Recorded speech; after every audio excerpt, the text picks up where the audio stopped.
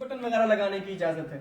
صحیح آسان طریقہ احرام، اگر آپ اس طریقے سے احرام، دو طریقے میں آپ کورس کرتا ہوں، انشاءاللہ عز و جل آپ دعائیں دیں گے، پورا آپ کا عمرہ اور پورا حج آپ کا اسی احرام میں ہو جائے گا. آپ کو بیلٹ بھی لگانے کی ضرورت نہیں پڑے گی. انشاءاللہ آپ دوڑ بھی سکیں گے، آپ ٹانگیں بھی کھول کے چلیں گے، اور انشاءاللہ آپ کو ٹھوکر بھی نہیں لگے گی. یہ دو طریقے. سب سے پہلا طریقہ تو یہ کہ دونوں کو یہاں سے برابر کر کے دونوں سروں کو یہ انداز تھوڑا سا اوپر کھینچ لیں. اور ایک چیز کا خاص خیال رکھنا ہے کہ ناف سے احرام اوپر ہوگا، کیونکہ مرد کا ستر جو ہے وہ ناف سے لے کے انکلوڈنگ نیز یہاں تک مرد کا ستر ہے.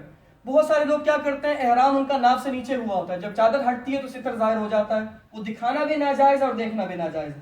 اور اسپیشلی وہاں پر عورتیں مرد اکٹھے ہوتے ہیں، تو اس وجہ سے پردے کا خاص خیال رکھنا ہے. اسلامی بہنیں بھی اوپر سن رہی ہیں کہ وہ بھی جب اپنا کپڑوں کا وہ کریں گی سلیکشن، تو ان کے لیے احرام ان کا نارمل ڈریس ہے، لیکن ان کے لیے عرض یہ ہے کہ وہ ایسے کپڑے چنیں جو باریک نہ ہو، جس سے ان کے جسم کی رنگت ظاہر نہ ہو، اور جو سکارف وہ پہنیں گی وہ ایسا سکارف نہ ہو کہ جس سے بالوں کا رنگ ظاہر ہو.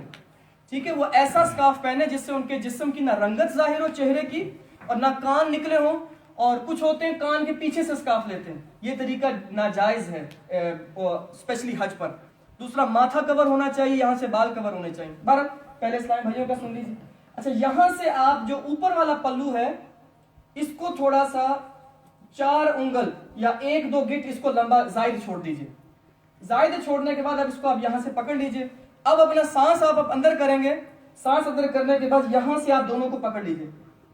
یہاں سے آپ نے دونوں کو پکڑ لیا. اب یہاں سے آپ اس کو رائٹ ہینڈ سائڈ پہ یہاں سے چھوڑ دیں، اب یہ کہیں نہیں جائے گا. اب یہاں سے دوبارہ پکڑ لیجیے. یہاں سے پکڑنے کے بعد آپ اس کو واپسی لے کر آئیں گے. تو اب اس کو چاہے 1 دفعہ فولڈ کر لیں، 2 دفعہ فولڈ کر لیں. اب اس کا فائدہ دیکھیں، آپ جتنا مرضی ٹانگیں کھول لیں، یہاں سے تو گیپ نظر نہیں آ رہا.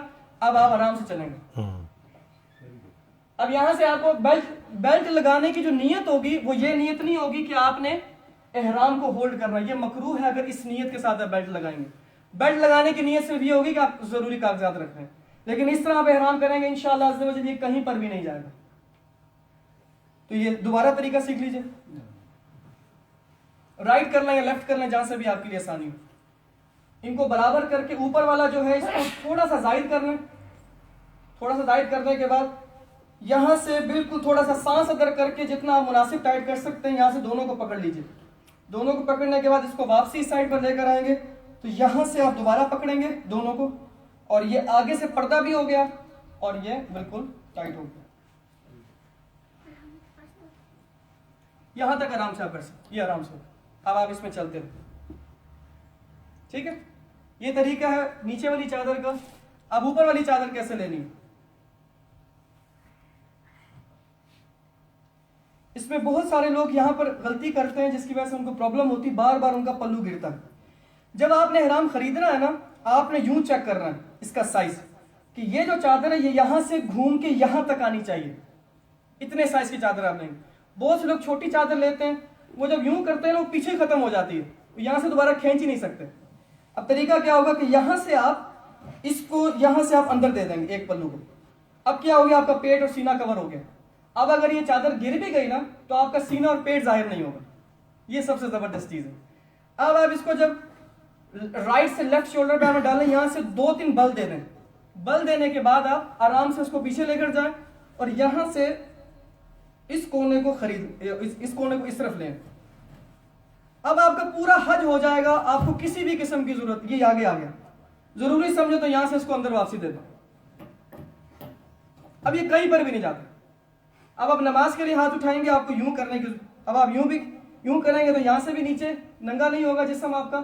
بہتر طریقہ تھوڑے سے ہاتھ سائڈ پہ نکال کے اللہ اکبر، پردہ بھی باقی ہے اور احرام بھی کہیں نہیں جائے گا. ٹھیک ہے، اب اس کو دوبارہ کرتے ہیں.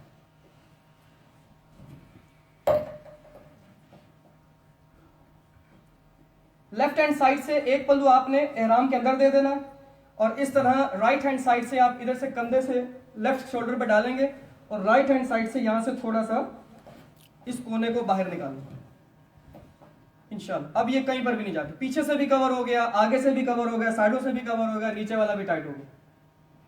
اب کسی بھی ایکسٹرا چیز کی آپ کو یہاں پہ باندھنے کی ضرورت نہیں. اب اگر طواف کرتے کرتے، صحیح کرتے کرتے چلتے چلتے یہ پلو گر بھی جاتا ہے پیچھے سے، یہ والا حصہ. اب کوشش، بلکہ آپ نے اس چیز کا خاص خیال رکھنا ہے، کبھی بھی ایسے نہیں کرنا، کیونکہ احرام کی حالت میں بہت ساری چیزیں جو جائز ہوتی ہیں وہ ناجائز ہو جاتی ہیں. چہرے کا ڈھانپنا جائز نہیں ہوگا جب آپ نے احرام کی نیت کر لی، سر کا ڈھانپنا جائز نہیں ہوگا. اسپیشلی ایک عمرہ کرنے کے بعد جب ٹنڈ ہو جاتی ہے تو سر پر احرام چپکتا ہے. آپ نے یوں کیا نا تو یہ آپ کے سر پہ بھی آ جائے گا، اب وہ چپک جائے گا.